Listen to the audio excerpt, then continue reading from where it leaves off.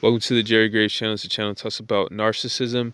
And without further ado, I'm going to go ahead and jump straight into the topic. People are to blame for your problems. Now, I want to go into that deeper because there's so many people who have positions above you in life and they are flawed. They're flawed people. And that's the nature of how they cause so much harm and how they are to blame for your problems, because if you're going to hold a position, you're supposed to actually be working on yourself and making sure you're fit and you meet those requirements. You're not supposed to just be a flawed person and have all this power over all these people, you know. So that's from government, that's from just people being bigger than you or more powerful physically, people having more money, people just being in a more secure place than you. All these people are flawed, and it shows up, and it causes all these problems all across the planet. It causes problems for you. And so another thing is, a lot of these people have you where you're constantly living under threat. Either you're getting punished for things like, it's crazy because people do try to punish each other. It's like, it's the weirdest thing because nobody really admits to this. But people are going around out here trying to punish each other over small petty nonsense, you know. Somebody just being jealous of you. You've gained something and they didn't get anything, but they have more friends than you, so they start smearing your name behind your back. Now, that's not an official rule that they'll sit up there and own up to, the rule being you're not allowed to have more than them. So they won't admit to it and say, well, you know that you're not supposed to have more than me. That sounds stupid. And nobody will ever sit up there and say something like that, right? But people will just go out and do it. They'll just go and do it. And that's where the problem is. A lot of people are out here doing really petty nonsense stuff like that, what I just described. It's that stupid. And so they don't really want to grow up. And they'll act like they're adults. They'll look like adults, but they aren't mature at all. They don't.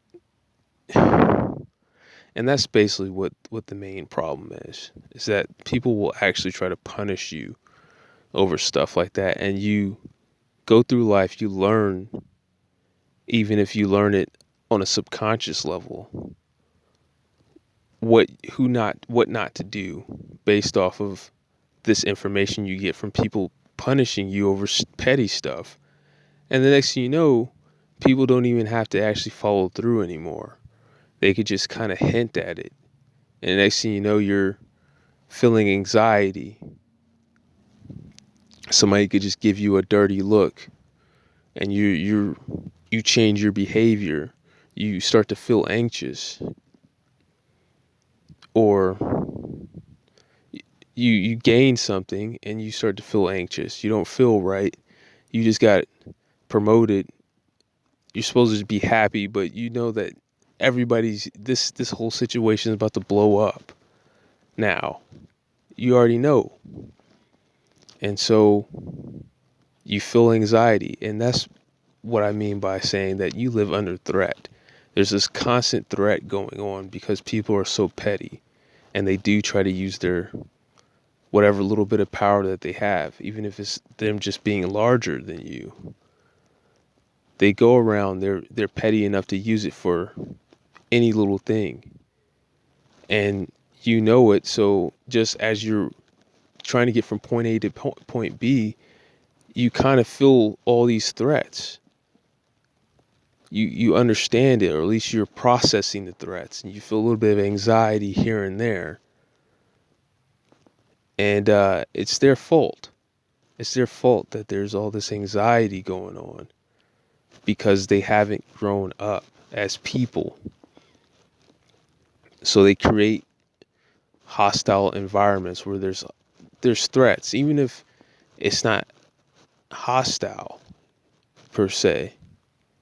But there's a lot of in the back of your mind, you know, you better not say this, you better not say that, you better not go there, or you better hurry up and leave, or you better do this and that, based off the people that are coming around in these different areas.